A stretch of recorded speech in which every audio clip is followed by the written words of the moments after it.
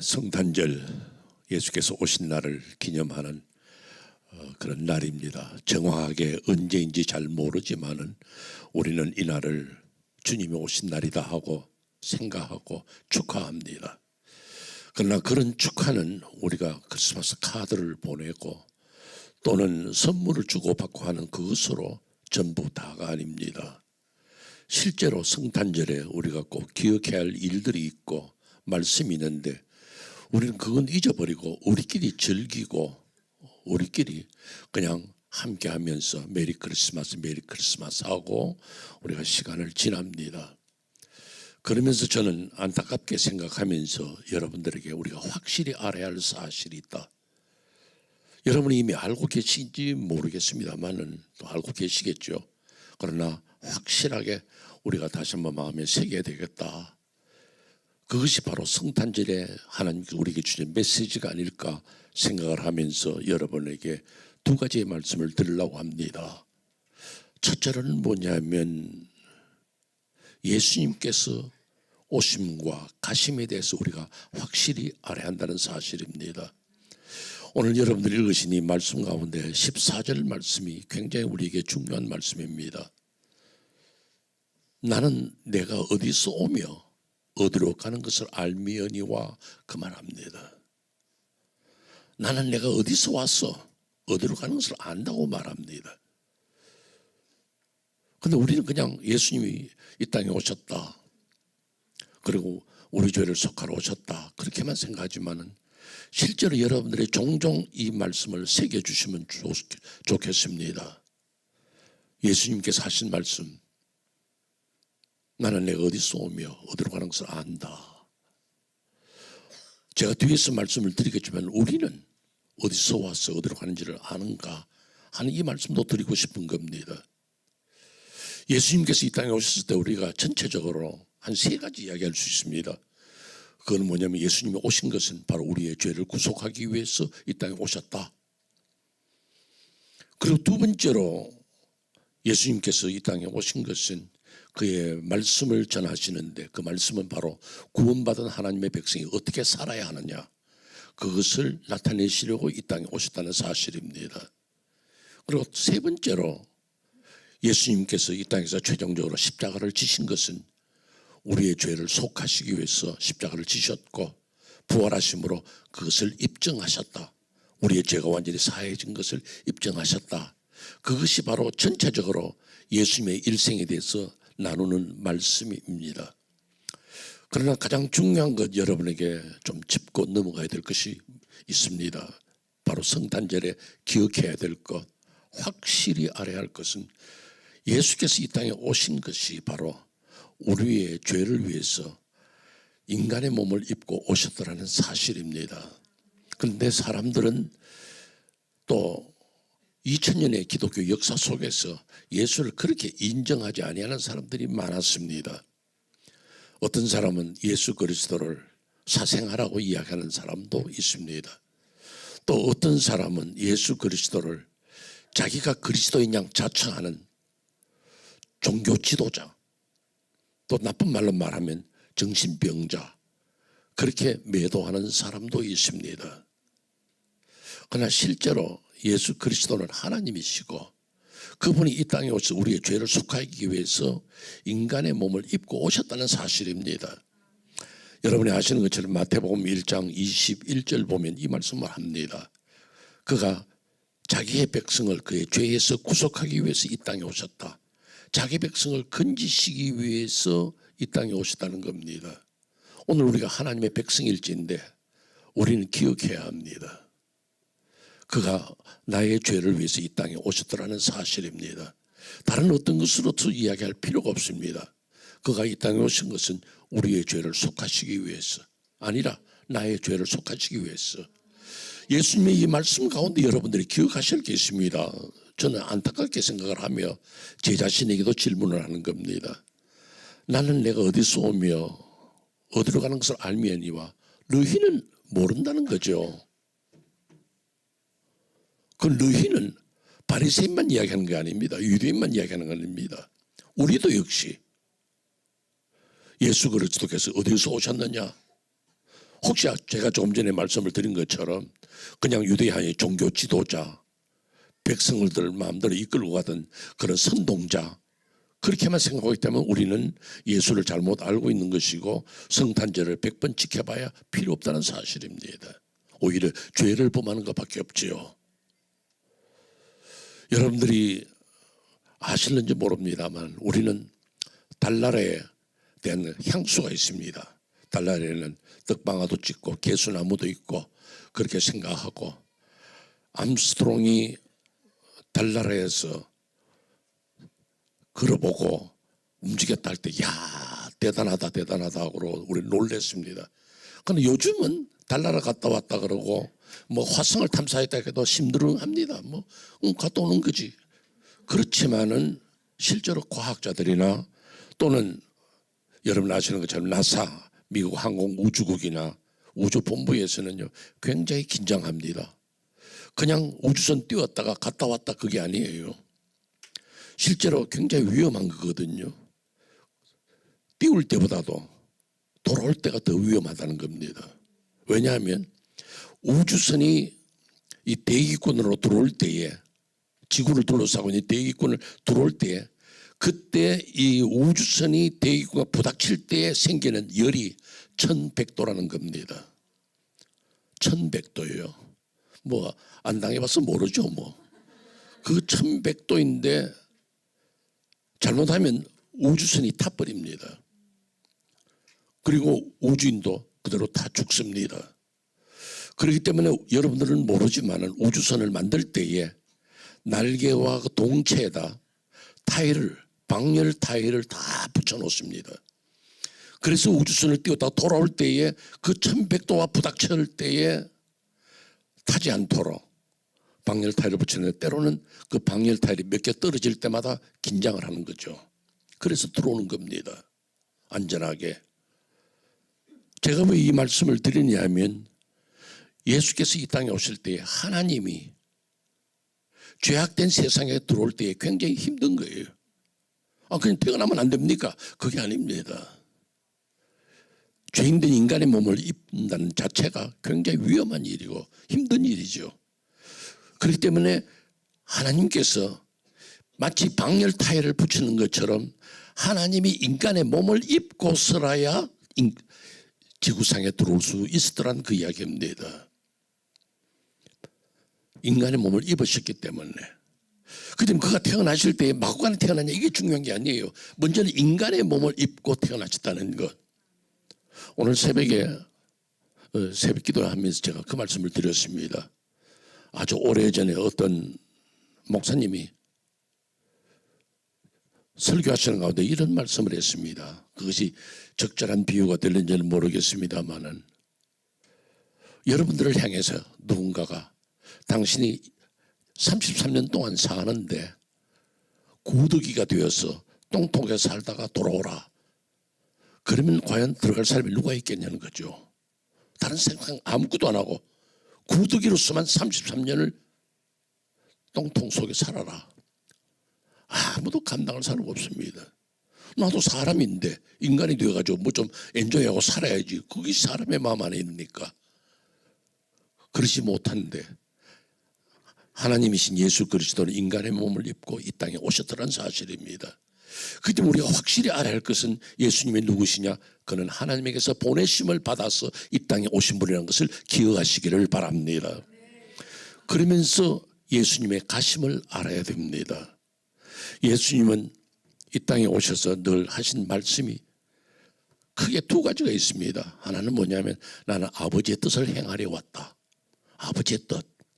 그것을 나타내는 것이 그의 말씀이었습니다.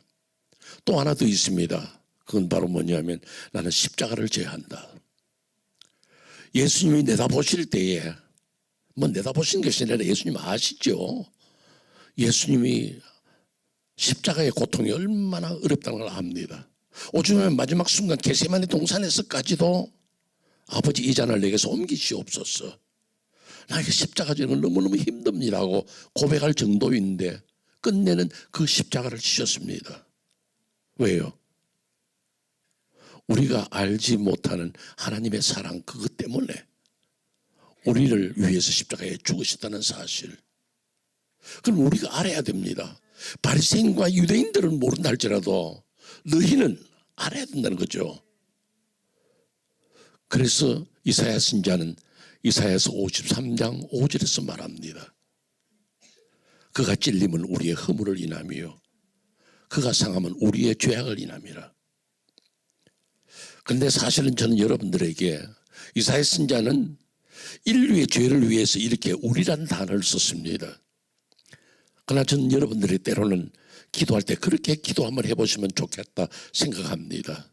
그가 찔림은 나의 허물을 인하며 그가 상함은 나의 죄악을 인함이라. 우리 죄 때문에 주님이 이 땅에 오셨습니다. 말하지 말고 나 때문에 오셨다. 나란 존재 때문에. 그것이 바로 하나님이 예수 그리스도 이 땅에 보내신 목적이었고 우리는 그걸 확실히 알아야 합니다. 그가 누구냐? 바리새인들은 몰랐습니다. 유대인들은 몰랐습니다. 그러나 우리는 알아야 합니다. 뭔데요? 그는 하나님이 보내셔서 이 땅에 오신 분이고 우리의 죄를 속하시기 위해서 십자가를 지러 가신 분이라는 것, 그리고 하나님 뜻을 이루고 하늘나라로 가신 분이라는 것을 늘 기억하는 성도 되시기를 바랍니다. 두 번째 말씀을 드리죠.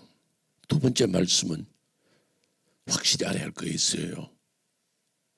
뭐냐? 나는 어디서 왔어? 어디로 가느냐는 거죠. 예수님 말씀했습니다. 나는 내가 어디서 왔어? 어디로 가는 걸 안다 말합니다. 여러분 어디서 온지 아십니까? 여러분 어디로 가야 되는지를 아십니까?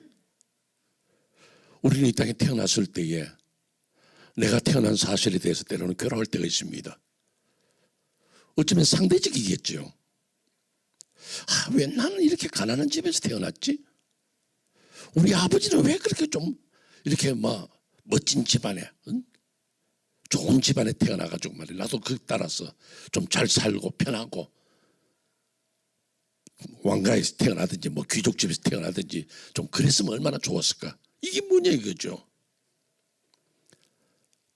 아니면 학자집에서 태어나든지 그랬으면 내가 머리가 다 좋을 건데 암만 해도 나는 공부가 잘한데 이렇게 해서 내 인생을 다 타락한 사람이 있습니다. 그러나 여러분 지난주에 여러분들 우리 마구간에 태어나신 예수님에 대해서 이 목사님을 통해 설교를 들었지만은 하나님도 마구간에서 태어나셨습니다. 굉장히 그 상징적인 의미를 가지고 있는 그런 출생 아닙니까? 그러면 여러분들이 생각할 때 나는 왜 태어났느냐? 한때 한국에 어떤 유명한 가수가 있었습니다. 그는 맹인이었습니다. 그런데 그 맹인이 이런 노래를 불렀습니다. 여러분 아실는지 몰라도요. 유튜브에 보면 나와요. 어머니 왜 날 낳으셨나요? 그건 사실 자기 곡은 아닙니다. 번안 곡이에요. 이태리의 어떤 가수가 그 노래를 불렀는데 그걸 자기가 번안해서 부른 거예요.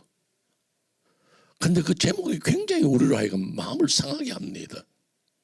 어쩌면 동감하면서 우리도 그 노래를 따라 불렀을지도 모릅니다. 왜 날 낳으셨나요? 왜 내가 태어났나요? 왜 나는 이런 집에 태어났나요? 왜 나는 마곡간에서 태어났나요? 왜 우리 집안은 이렇게 지지리도 가난한 집안에서 태어났습니까? 그렇게 원망할 수가 있습니다. 그러나 여러분 왜 태어난지 아십니까? 우리 어머니 아버지가 사랑하다가 태어났고 나는 어쩌다가 태어났고. 여러분 인생을 그렇게 생각하면 안 됩니다. 제가 여러분에 분명히 말씀을 드립니다. 여러분은 하나님의 걸작품입니다. 아멘이 이 정도 나와가지고는 곤란한데요. 여러분은 하나님의 멋진 작품입니다. 믿으시기를 바랍니다. 왜요? 성경적으로 이야기를 드리죠. 여러분 오늘 이 성탄절에 제가 성경 구절 하나 소개합니다. 외우기 쉽게, 여러분이 잘 외우기 쉽게 제가 좋은 성경 구절 하나 소개해 드릴게요. 이사야서 43장 21절입니다. 4321. 이사야 4321 뭐예요? 우리 다 같이 한번 읽어보실까요? 시작.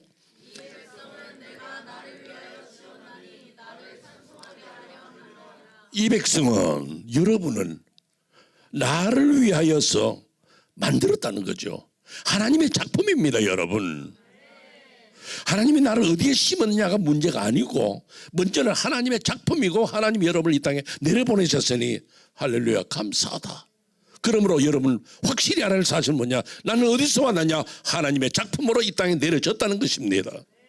잘 사느냐 못 사느냐가 중요한 게 아니고 잘났느냐 못 났느냐 좋은 집안이냐 아니냐 내게 물질이 있느냐 없느냐 그게 중요한 게 아니라 나는 하나님이 만드신 작품이라는 거예요.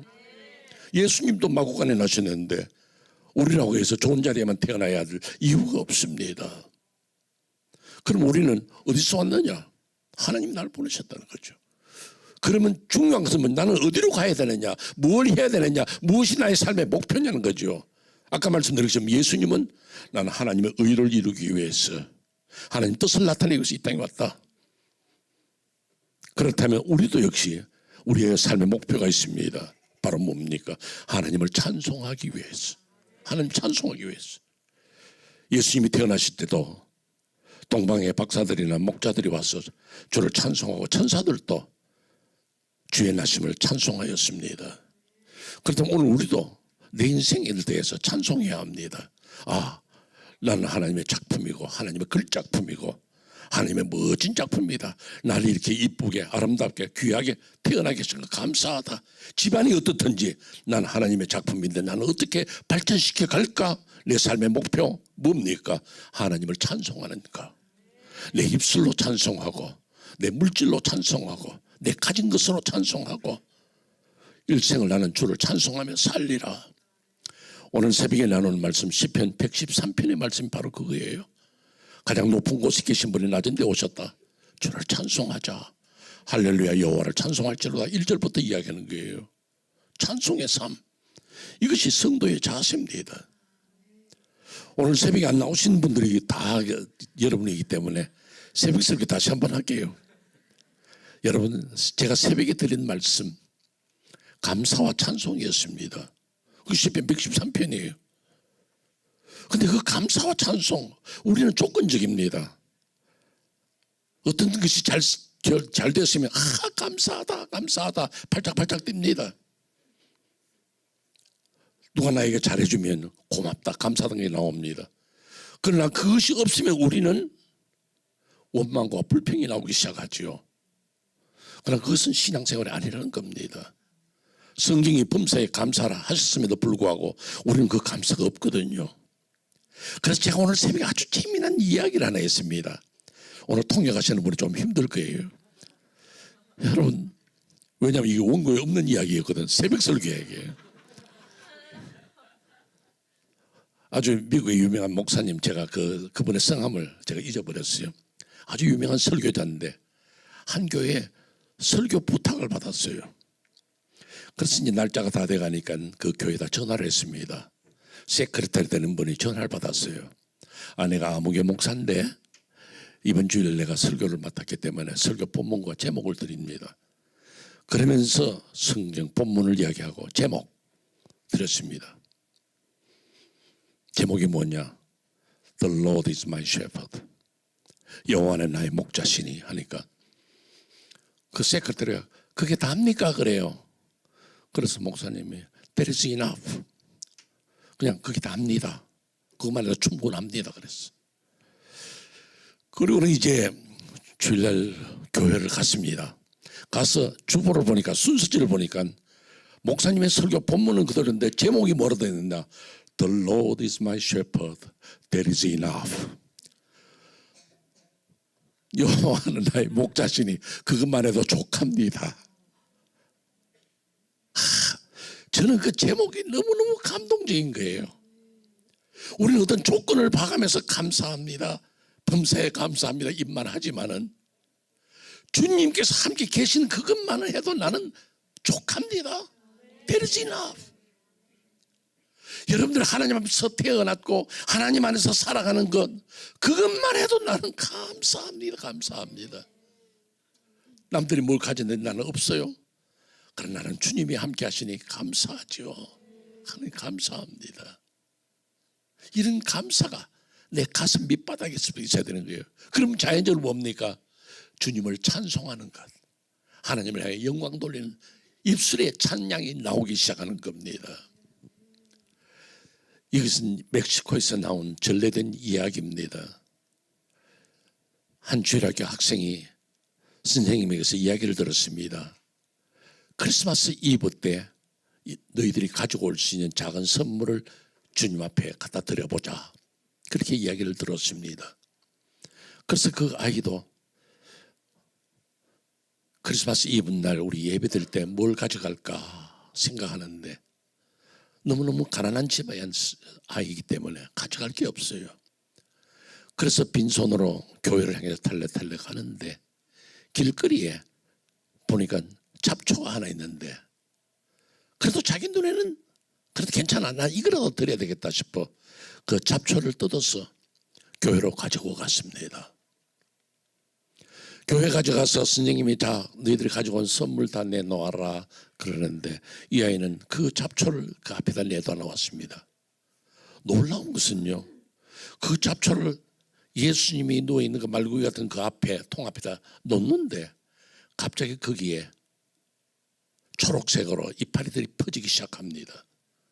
그리고 가운데는 빨간색이 잎사귀들이 올라오기 시작했습니다. 놀라운 사실입니다. 멕시코의 전래적인 이야기예요. 그 꽃을 발견한 사람이 누구냐면 멕시코의 초대 대사로 갔던 조엘 포인세츠라는 사람이에요. 그 사람이 그 꽃을 미국으로 가져왔습니다. 그 꽃이 바로 여러분이 지금 앞에서 보는 포인세치아예요. 그 아이는 주님 앞에 드릴 것도 없습니다. 잡초라도 가지고 올 때 주님은 아름답게 만들어 주셨습니다.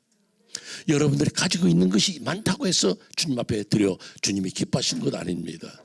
여러분이 할 수 있는 거, 나는 적은 정서로 주님을 영광스럽게 할 것이다. 난 내 가진 것이 부족해도 주님 앞에 바치겠다. 입술로 찬송하고 작은 물질로 찬송하고 작은 재능으로 주님을 찬송할 때에 하나님이 크게 기쁘게 받으시고 여러분의 일생이 그렇게 주 앞에서 찬송드리는 삶이 되게 될 줄로 믿습니다. 확실히 알아야 할 사실, 주님은 이 땅에 인간의 몸을 입고 오신 하나님이시요 우리를 위해서 십자가에서 돌아가신 분이고 나는 하나님의 작품으로 이 땅에 태어났고 나는 일평생 주를 찬송하며 살리라는 귀한 신앙의 고백이 여러분에게 계시기를 주의 이름으로 축원합니다.